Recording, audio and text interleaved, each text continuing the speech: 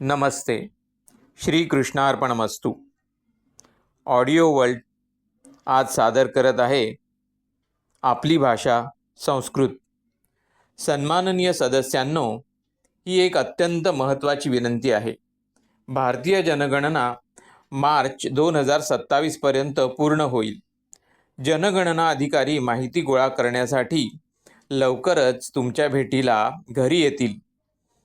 जेव्हा ते तुमच्या मातृभाषेबद्दल आणि तुम्हाला माहीत असलेल्या भाषांबद्दल विचारतील, तेव्हा तुम्हाला माहीत असलेल्या भाषांमध्ये संस्कृत या भाषेचा समावेश आवर्जून करण्याची कृपया खात्री करा. प्रत्येकजण संस्कृत प्रवाहीपणे बोलू शकत नसला तरी आम्ही ती आमच्या दैनंदिन प्रार्थना, मंत्र, श्लोक, विधी, पूजा आणि धार्मिक ग्रंथांमध्ये नक्कीच वापरतो. पूर्वीच्या जनगणनेनुसार देशभरातील संस्कृत भाषा बोलणाऱ्यांची एकूण संख्या केवळ सुमारे 2 लाख होती.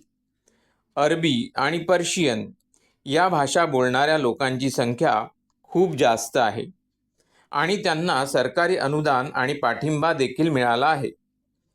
संस्कृत ही लघुत्तम भाषा म्हणून घोषित केली गेली तर आपल्या प्राचीन शास्त्रांचे, वेद, पुराण आणि इतर ग्रंथांचे प्रकाशन ठप्प होऊ शकते. आपल्याला कळत आपली मुळे आपण गमावू शकतो आणि अखेरीस आपले उपासनेचे स्वरूप केवळ DJ संगीत वाजवण्यापर्यंत कमी होऊ शकते. संस्कृत ही भारतातील सर्वात प्राचीन आणि सर्वात सुंदर भाषा आहे. ती सर्व भाषांची जननी आहे. ही भाषा जिवंत ठेवणे हे आपल्यापैकी प्रत्येकाची जबाबदारी आणि कर्तव्य आहे.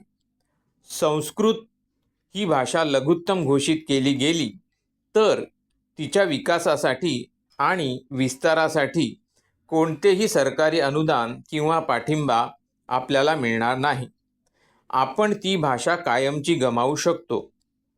केवळ आपले जागृत आणि सामूहिक प्रयत्नच संस्कृत भाषेला जिवंत ठेवू शकतात. जर तुम्ही या विनंतीशी सहमत असाल तर कृपया हा संदेश तुमच्या कुटुंबातील प्रत्येक सदस्य आणि प्रत्येक मित्रासोबत शेअर करा. होय, नक्कीच खरंच आहे. आपण संस्कृत भाषेला आपल्या भारताचा वारसा म्हणून प्रोत्साहन हे दिलेच पाहिजे.